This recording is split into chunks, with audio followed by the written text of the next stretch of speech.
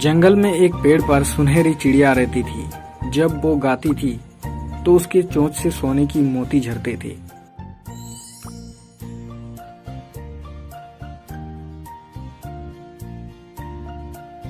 एक दिन एक चिड़िया मार की नजर उस पर पड़ गई।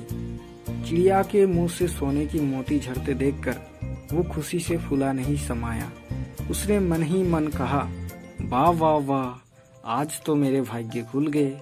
अगर मैं इस चिड़िया को पकड़ लूं तो ये मुझे रोज सोने की मोती देगी और मैं जल्दी ही धनवान बन जाऊंगा। मन में ये ख्याल आते ही चिड़िया मार ने जमीन पर जाल फैलाकर चावल के कुछ दाने बिखर दिए। सुनहरी चिड़िया दाने चुगने नीचे उतरी और जाल में फंस गए। चिड़िया मार ने उसे पकड़ लिया और अपने घर ले आया। उस दिन से चिड़िया मार को रोज सोने की कुछ मोती मिलने लगे। देखते ही देखते वो धनवान हो गया। अब उसके पास धन तो बहुत था किंतु सम्मान नहीं था।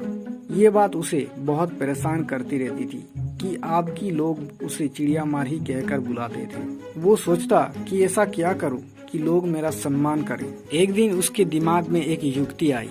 उसने चिड़िया के लिए सोने का एक सुंदर पिंजरा बनवाया और सोने के पिंजरे सहित वो चिड़िया राजा को भेंट कर दी।